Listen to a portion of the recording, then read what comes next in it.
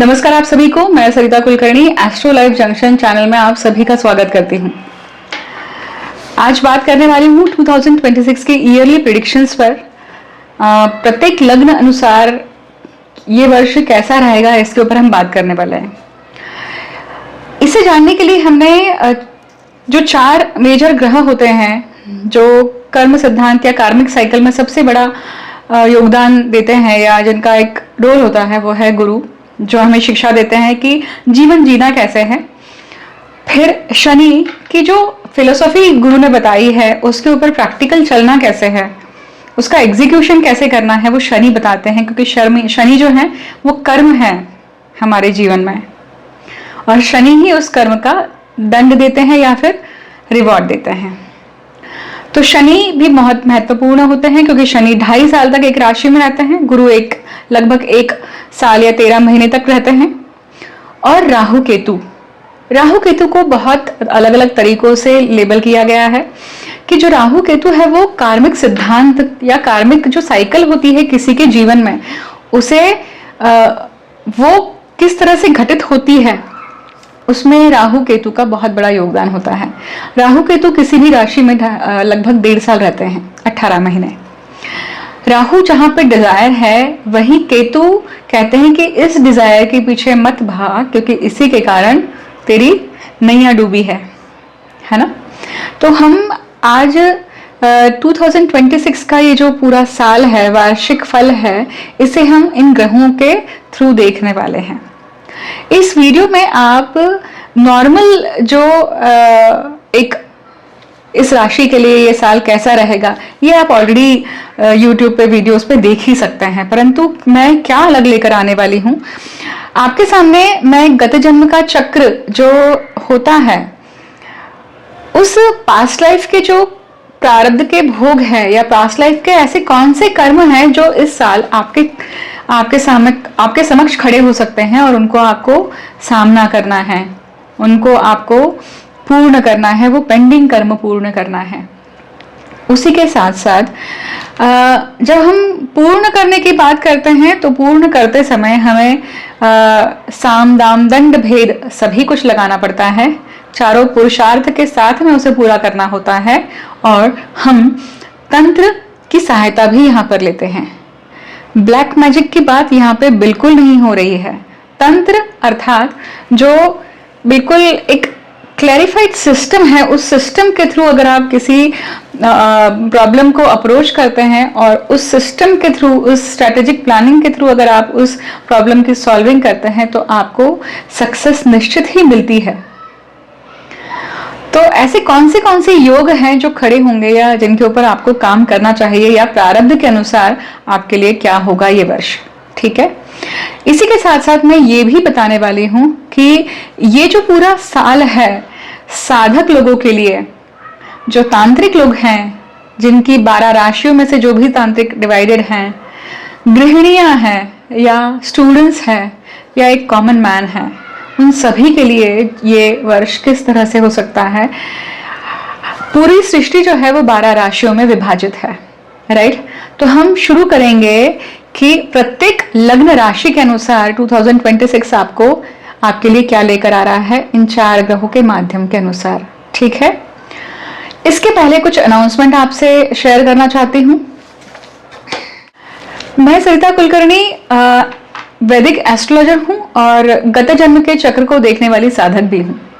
मेरे गुरुओं के आशीर्वाद से मैंने अनेक पत्रिकाओं पर पिछले कई वर्षों से काम करके गत जन्म का चक्र कैसे देखा जाता है ये मुझे मेरे गुरु से, मतलब मौखिक परंपरा से प्राप्त है।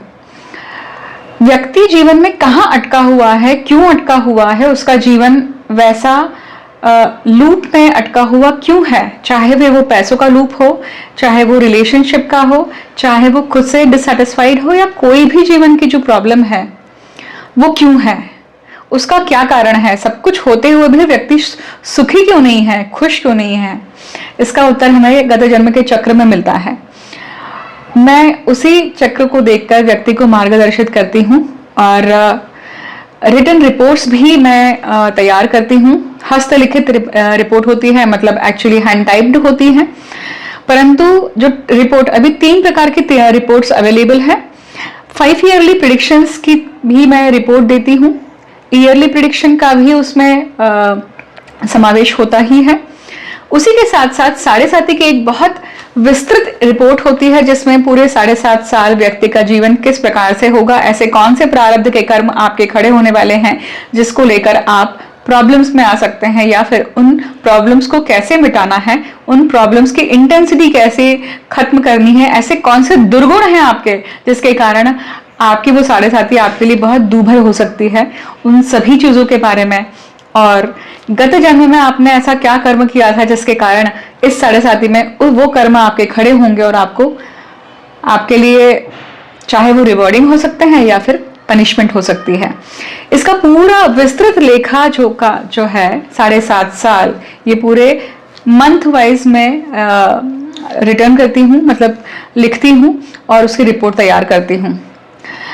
ये भी 7.5 की बहुत इन डेप्थ पॉपुलर रिपोर्ट है जो जनरली जातक लेता है मुझसे। और इसी के साथ साथ लाइफ प्रिडिक्शन की भी रिपोर्ट होती है, जो किसी व्यक्ति की लाइफ प्रिडिक्शन या जीवन कैसा जाने वाला है, जीवन अगर 3 महादशाओं में है, खत्म हो जाता है तो वो दशाएं कैसी जाने वाली हैं, ऐसी बहुत सारी अनेक जानकारियां उसमें होती है। ये 3 प्रकार की हस्तलिखित रिपोर्ट मैं तैयार करती हूँ और अभी ये अवेलेबल है। जो भी जातक इसे अवेल करना चाहते हैं, जो सीरियस हैं, वो ही अप्लाई करें, क्योंकि ये कॉस्टली रिपोर्ट होती है और ये टाइम टेकिंग होती है, परंतु ये आपको पूरे जीवन में बहुत अच्छा मार्ग देती है। जो लोग विश्वास करते हैं ज्योतिष संस्था पर या ज्योतिष विद्या पर, जिनका विश्वास है और अपने जीवन को बदलाव देना चाहते हैं, वही उस चीज को ऑप्ट करें। अन्यथा आपका पैसा भी मत खर्च करिए और मेरा समय भी मत खर्च करिए। जब आप बात करते हैं वृश्चिक लग्न के लिए, देखिए 4थे भाव में आपके राहु होते हैं, यहाँ पर गोचर में पूरा साल रहेंगे 2026 के लिए, और 10th भाव में केतु रहेंगे। 5th भाव में शनि है और गुरु आपके 8th भाव का फल देंगे और भाग्य भाव का फल देंगे। अब देखिए, जब 10th भाव के केतु होते हैं तो most of the time break आता है। 6th भाव के केतु में, 6th भाव के केतु 10th भाव के केतु होते हैं तो ब्रेक होता है करियर में, जॉब में। अब इस वर्ष पाराशर ऋषि के अनुसार जो सूत्र आपके ऊपर लागू होता है वो है 4थे भाव के राहु के लिए। 4थे भाव का राहु होता है तो जो जातक जन्म लेता है ऐसे केस में, जिनके 4थे भाव में राहु है, वो सर्प योनि से होता है या फिर कुछ न कुछ विष लेकर आया है, वो विष युक्त व्यवहार करेगा, या फिर उसके आसपास विषैला वातावरण है, या फिर वो दंश करने आया हुआ है। गोचर में जब ये बनता है तो गोचर में जब ये चीज़ होती है, इसका अर्थ ही होता है कि व्यक्ति के जीवन में अब वो समय है जब ये सारी चीज़ें प्रोजेक्ट होंगी, आउटसाइड एग्जीक्यूट होंगी और ज़्यादा परिणाम को लेकर। या फिर अगर आपने वो वैसा कर्म किया है पिछले जन्मों में तो उसका दंड आप अपने ही कर्मों के अनुसार भोगेंगे, मतलब आपके साथ ही ऐसा सारा व्यवहार होगा।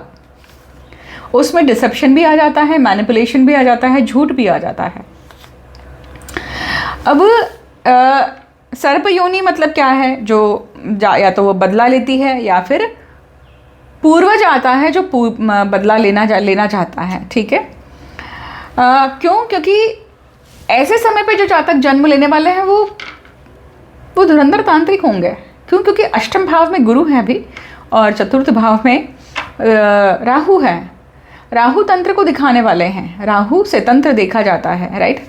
तो ये गोचर दिखाता है कि इस साल नॉर्मल व्यक्ति के जीवन में भाग्योदय कैसा होगा, तो तंत्र की सहायता से ही होगा, मतलब गुप्त बुद्धि की सहायता से ही होगा, गुप्त विद्या की सहायता से ही होगा। आप जो गुप्त रिचुअल्स करेंगे, गुप्त दान करेंगे, गुप्त रहकर जो चीज़ें आप करेंगे, उससे ही आपका भाग्योदय है।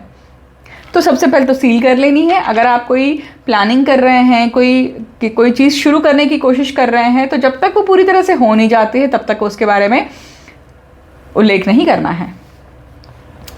अब इस काल में लेने वाले जो जातक हैं, बच्चे होंगे, वो भी इसी प्रकार के चीज़ों को लेकर आएंगे, बदला लेने के लिए आएंगे, या फिर कहीं ना कहीं उनकी जो दंश करने वाली मेंटलिटी है वो आएगी। और जिनके जन्म लग्न कुंडली में ऐसा योग ऑलरेडी है, तो उनके स्वभाव में ये गुण है, वो मान्य करें या ना करें, आसपास के लोग आपको ज़्यादा बताएंगे। परंतु वो क्यों है, ऐसा कारण क्यों है, उसका कारण जानना ज़रूरी है, उसका रूट कॉज जानना ज़रूरी है और उसके ऊपर निदान करना ज़रूरी है। पंचम के शनि के लिए कहा जाता है कि देखिए, पिछले जन्म में पत्नी के साथ में, प्रेयसी के साथ में मृत्युतुल्य व्यवहार किया हुआ है, इसलिए वो शनि वहाँ पर है जो दिखा रहे हैं कि मृत्युतुल्य कष्ट दिया है, तो उसका दंड भी व्यक्ति को मिलता ही मिलता है। इसलिए इस जन्म में पत्नी को कष्ट नहीं देना है या पति से को कष्ट नहीं देना है, इसका ख्याल आप रखिए इस गोचर में, ठीक है। नहीं तो ये गोचर दिखाता है कि इस तरह का कुछ ना कुछ प्रॉब्लम हो सकती है। जो बच्चे जन्म लेंगे ना वो फाइटर होंगे एक्चुअली, सच कहूँ तो, क्योंकि उनमें एक फाइटिंग करने की स्पिरिट रहेगी। अगर विपरीत परिस्थिति में जन्म हुआ है, जन्म के समय पे अगर कहीं ना कहीं रोग राई है, तो ऐसे बच्चे फाइट करके जग जाएंगे, जीवन को जीत लेंगे। नहीं तो एक छोटे छोटे कुछ ना कुछ प्रॉब्लम्स चली हैं, जब से जन्म हुआ है, हम बोलते हैं ना कि बच्चा जब से जन्मा है तब से कुछ ना कुछ प्रॉब्लम चली रही है, छोटे छोटे बीमारियां, रोग चलते ही रहते हैं, तो वो होने की भी संभावना है। जब पत्रिका में ऐसे दोष होते हैं तो बचपन में ही उन दोषों को निवारण कर लेना चाहिए, 12 साल तक का वेट नहीं करना चाहिए। क्यों? क्योंकि एक तो बच्चा भी पीड़ित रहता है उस अवस्था में और बच्चों के माता पिता भी पीड़ित रहते हैं, तो उससे अच्छा होता है कि जितने जल्दी आप उसके ऊपर रोग निवारण करते हैं तो उसका सबसे ज़्यादा इम्पैक्ट जो माता पिता को होने वाला है वो बहुत कम हो जाता है। अब वृश्चिक लग्न के लोगों को शत्रु का यहाँ पे बहुत शत्रु से यहाँ पे परेशानी हो सकती है, ठीक है। खास करके शत्रु से परेशानियां हैं, शत्रु स्तंभन क्रिया करी हुई है, तंत्र किया हुआ है, तो इन सब चीज़ों के लिए आप ये साल निराकरण करते हैं, इसके ऊपर काम करते हैं, तो आपको निश्चित यश आएगा। क्योंकि गोचर क्या है? अष्टम भाव का गुरु है। गोचर क्या है? चौथे भाव का गुरु है। तो अगर ये सारी परेशानियां हो रही है ना, तो आप याद रखिए, आप कहीं से भी मदद मांगने के लिए चले जाइए, आप तंत्र में अटक कर आए हैं तो आपको तंत्र ही करना पड़ेगा, तंत्र की सहायता से ही निवारण करना पड़ेगा। अब तंत्र मतलब क्या है, इसकी परिभाषा आपके दिमाग में क्या है उसके ऊपर डिपेंड करता है कि आप उसका अर्थ क्या निकाल रहे हैं। तो अगर उसको सही तरीके से समझना चाहते हैं तो आपको एक तो पत्रिका दिखवानी चाहिए। तंत्र बिल्कुल भी काला जादू वगैरह ये सब चीज़ें नहीं होती है। सही पद्धति से, सही समय पे, सही तिथि पे, सही मौके पे, सही योग पर अगर आप कोई रिचुअल करते हैं तो वो उस रिचुअल का आपको यश मिलता है, आपको सक्सेस मिलती है। जिनको भाग्योदय करना है खानदान, उनको क्या करना चाहिए? खानदान की जो पूजा पाठ प्रक्रिया है, जो भी एक आंकड़ा चलते हुए आया है ना, वो सारा चीज़ें बहुत अच्छे से निभानी चाहिए, ठीक है। जैसे हर साल बहुत सारे घरों में पूरा खानदान जमता है दिवाली मनाने के लिए, या फिर महालक्ष्मी मतलब जो गणपति के समय पे गौरी पूजन होता है, उस समय पे नवरात्र होती है बहुत लोगों में नॉर्थ में, राइट। तो ऐसे समय पे पूरा परिवार एकत्र आता है, तो ये जो रिचुअल्स होते हैं ना, पूरा खानदान एकत्र आकर भोग करता है या पूरा खानदान एकत्र आकर उस चीज़ को मनाता है, उस रिचुअल को आगे लेकर जाता है, क्योंकि यही वो समय होता है जब आप आगे की पीढ़ी को भी वो सारी चीज़ें सौंपते जा रहे हैं, आप उसका पाया मतलब प्लेटफॉर्म तैयार करते जा रहे हैं। वो कर्म है, वो पितृकर्म है, कहीं ना कहीं उससे भाग्योदय होता है। जिनको भाग्य करना है, मतलब जो आपको चाहिए वो आप अगर प्राप्त करना चाहते हैं, तो उनको इस साल तंत्र की सहायता अगर आप लेते हैं तो आपको आपका भाग्य प्राप्त होता है, ठीक है।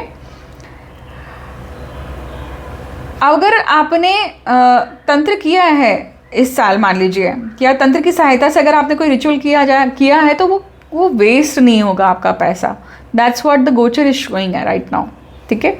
इस साल गणपति, नवरात्रि, दिवाली, किसी न किसी इस कालखंड में देवस्थान पे जाकर आपको हो सकता है कि चमत्कार भी देखने के लिए मिले, ठीक है। इस साल पति और पत्नी, या पति पत्नी के साथ में, या पत्नी पति के साथ में, इनके आपस में कहीं ना कहीं खटके उड़ने का डर है, मतलब कहीं ना कहीं आर्ग्यूमेंट होने के डर हैं। और इसके कारण दाम्पत्य सुख में कमी आएगी। बच्चों के संदर्भ में कहीं ना कहीं कोई छोटे छोटे रोग राई बनी रहेगी इस साल, ये भी दिखाई देता है, ठीक है। इसलिए उसके ऊपर बहुत अच्छे से ध्यान देना है। जो लोग शहर से दूर रहते हैं ना, थोड़े आइसोलेट रिमोट एरिया में रहते हैं, उनको ना सर्पदंश का डर है। तो आप बहुत सचेत होकर पूरा साल भर चलिएगा कि अंधेरे में नहीं जाना है, या ये सारे प्रिकॉशंस आपको लेने चाहिए। या आप घूमने भी जा रहे हैं, आप कहीं जंगल सफारी करने जा रहे हैं, रिजॉर्ट जा रहे हैं, कैंपिंग करने जा रहे हैं, तो इन सब चीज़ों को लेकर आपको क्या करनी चाहिए, ध्यान रखना चाहिए। क्योंकि ये गोचर है इस तरह का, जब सर्पदंश से या दंश से घात हो सकता है, ठीक है। अब इसके लिए आपको करना क्या चाहिए, तो वर्ष भर मतलब पूरे साल भर पंचमी, मतलब कृष्ण पंचमी हो या फिर नाग पंचमी हो, आपको नाग का पूजन करना चाहिए। क्योंकि चौथे भाव का राहु है, और अगर लग्न कुंडली में, जन्म लग्न कुंडली में ही चौथे भाव का राहु है, तो आपको ये निश्चित करना ही चाहिए। उससे आपको बहुत अच्छा परिणाम मिलेगा, नागलोक की, नागदेवों की आपको अनुकंपा प्राप्त होगी। अब पंचमी को नाग पूजन करना है, उससे आपको बहुत अच्छा फल प्राप्त होगा, ठीक है। इस वर्ष में आप कोशिश करिए कि नर्मदा नदी के किनारे जाकर आपको नर्मदा पूजन करना है और नर्मदा स्नान भी करना है, ठीक है। नाग पंचमी के दिन अगर आप ये चीज़ कर लेते हैं और उसके बाद में आप नर्मदा स्नान करके आते हैं, तो आपके लिए बहुत सुखकर होगा। ये योग आपके लिए बहुत फलदायी होगा, ठीक है। इस योग का सबसे अच्छा परिणाम उन लोगों के लिए है जिनकी पत्रिका में पितृदोष है। सूर्य राहु, सूर्य केतु, चंद्र राहु, चंद्र केतु अगर आपकी पत्रिका में है, जन्म लग्न कुंडली में है, तो वो पितृदोष आपका अच्छा हो जाएगा, वो दोष निकल जाएगा इस चीज़ को करने से। अब जो जातक शिक्षण ले रहे हैं, जो जातक स्टूडेंट्स हैं, उनके लिए ये साल बहुत कष्टकारी है, आसान नहीं है ये साल, ठीक है। तो यहाँ पे हिम्मत नहीं हारनी है, आप अपना कर्म करते रहिए। अगर हम मेडिकली हेल्थ वाइज देखें तो ये पूरा साल क्या दिखाता है कि कहीं ना कहीं एसिडिटी हो सकती है, और एसिडिटी से सबसे ज़्यादा परेशानियाँ उद्भव हो सकती हैं। स्पाइसी शाम के समय मत खाइए, इसको टालना है आपको। उपासना क्या कर सकते हैं, मैंने खास करके वृश्चिक लग्न के जातकों के लिए कहा है, पूरे साल भर आप जैसे मैंने नर्मदा स्नान कहा है, नर्मदा मैया की पूजा कही है, उसी प्रकार से नाग साधना, नाग पूजन करना चाहिए आपको, ठीक है। ये आपको बहुत फलदायी होगा। जिनके पत्रिका में काल सर्प दोष है ना, वो काल सर्प दोष की शांति इस साल निश्चित कराएं। कालाहस्ती टेम्पल में जाकर करा सकते हैं, कराना चाहिए, क्योंकि वो राहु का जन्म स्थान है, राहु केतु का, ठीक है। बहुत अच्छे रिजल्ट्स आपको प्राप्त होंगे। जीवन में एक बैलेंस बनना है ना, वो बैलेंस बनना शुरू हो जाएगा आपके, क्योंकि 10th हाउस का जो केतु है वो एक्स्ट्रा ऑर्डिनरी है इस मामले में। ये सारी जो रिचुअल्स, ये सारी जो चीज़ें मैं आपको बता रही हूँ, वो अगर आप कर लेते हैं तो कुछ न कुछ एक चीज़ याद रखिए, फल हमें कुछ ना कुछ सैक्रिफाइस करने पर ही मिलता है। हाँ, जो हमें चाहिए, जिस चीज़ की हम एक ऑब्जेक्टिव रखते हैं, वो हमें अचीव करना है, उसके बदले में हम कुछ ना कुछ तो दे रहे हैं ना। नंबर 1 अगर क्लास में आना है तो रात में बैठकर पढ़ाई कर रहे हैं, नींद सैक्रिफाइस कर रहे हैं, राइट। तो 10th हाउस केतु है वो, तो 10th हाउस केतु क्या दर्शाता है कि वो क्या सैक्रिफाइस, ये क्या आप अपनी आदत छोड़ने के लिए तैयार है, कौन सी दुर्गुण आप अपना छोड़ने के लिए तैयार है। अंतर्मंथन करने की आवश्यकता है इस पर, ठीक है। महादेव, जय मां कामाख्या।